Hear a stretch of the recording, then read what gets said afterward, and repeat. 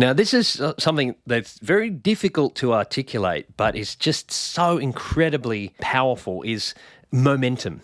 Right? How do you get momentum? Yeah, and everyone knows what it's like. And I've always heard this metaphor of momentum where in a sports game or something, there can be momentum and then it just feels like the team is just unstoppable and it's, they're winning and it just feels, and then all of a sudden they lose a point and then all of a sudden the momentum shifts in the other direction. And it's such a powerful force that feels like you could just overcome anything, but it's so easily disrupted and disabled. This is really powerful in regards to habit change and behavior change, is to be able to generate momentum. When you've got momentum, you can really bust through all sorts of things, and you've got so much energy behind you and pushing you forward. My name's Jeff. If I haven't met you before, I'm a weight loss coach and therapist and hypnotherapist, and I'm here to provide some ideas and some little nuggets that could really make the difference for your journey in health and behavior change. Again, momentum. How do we make sure that we get it and then keep it? And if we are derailed, how do you put yourself back on track? If this is interesting to you, subscribe right now, share with a friend if you like it,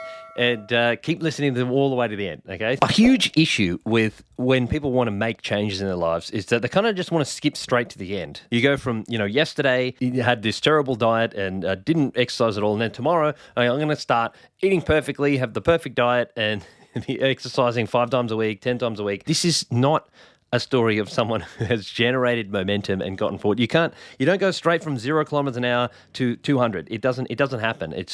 There is a process of build-up. There is a build-up of momentum that starts slow, and then it generates energy behind it and it pushes forward and it pushes through all sorts of obstacles if it's got enough speed, But if it's got the tiniest obstacle at the beginning, then it won't even get off the tracks. Momentum is generated from starting slow, doing the small things. Don't overreach at the beginning. Even the tiniest behavior, even the tiniest thing of just writing down what you eat, say, for example, if that was it, or just going for a walk, it's just one step ahead of where you are. And these things are not going to generate results to begin with. They aren't, but they're not meant to, right? Because a result from this way of thinking would be just to be getting momentum, having a sense of forward motion. That's a result, right? You're not going to physically change in any way, and maybe not for a long time. And this is the thing. This is such a personal thing, and this is why it's so difficult to articulate and point to, and you can't give someone a program of momentum, right? It's not how it works. It depends on where you are. It depends on your skill sets, depends on your history, depends on your knowledge,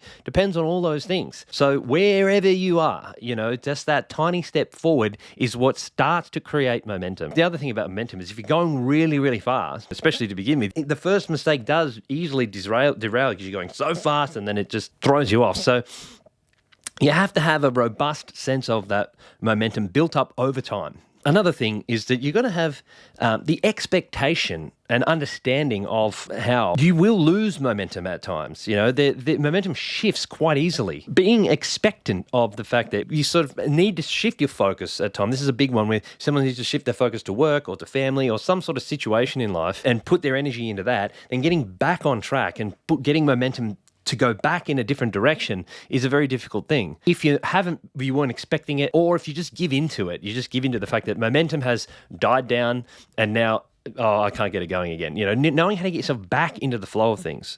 So knowing how to get back into momentum is important. Let me just say something on that, is that a huge part of it is that momentum, when you're consciously engaging in it, right? Because we always get momentum on things by accident all the time, or lose it by accident. But when you're being conscious about your momentum, then one of the things you'll be is, okay, look, I don't want to lose all my momentum when I have to shift my focus to, a project at work or, some other situation in life.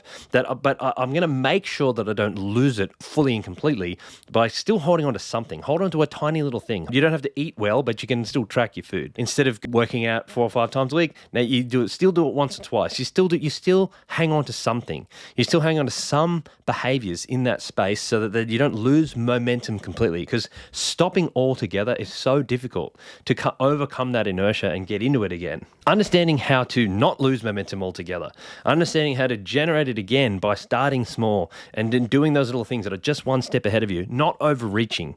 These are all really important things with momentum. And you'll know if you've ever tried to do anything, that momentum is so important. Otherwise, it's such a drag to overcome that inertia. Inertia is that the energy required to overcome something. You think when you get in the car, when you come to an absolutely full stop, at a stop sign or at a red light. It's just how much effort the car has to do when it comes from going from a complete absolute stop to starting again. It's like it requires so much energy and effort to do that. But then even if you're just kind of rolling just slightly, just ever so slowly, it's so much easier for the car to just pick up and move again. That is such a great example of how this works, is where it's just like, even if you're crawling, it's still so much less effort to just get started again, because even if you're crawling, and during the crawl, you're not going fast, you're not achieving much, but what you're achieving is a sense of still being here, still being in the game, I'm still here. It will be easier when I'm ready to get back into it.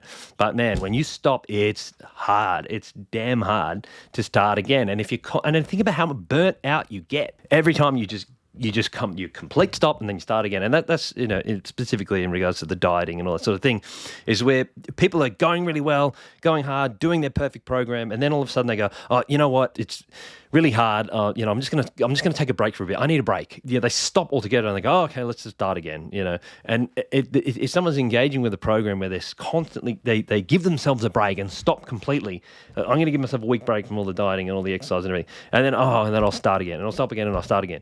It's like when you just feel like you're jumping in and out of the program, eventually you're just like, I can't be bothered.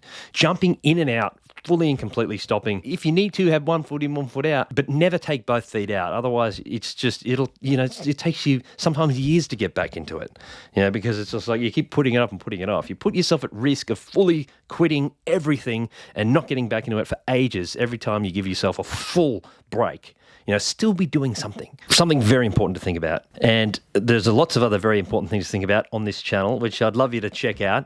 All right, if you enjoyed that video, there's more I can say on that, but you just stay here on the channel, keep learning, keep checking everything else out. Subscribe, but you'll hear more from me next time, okay? See you later.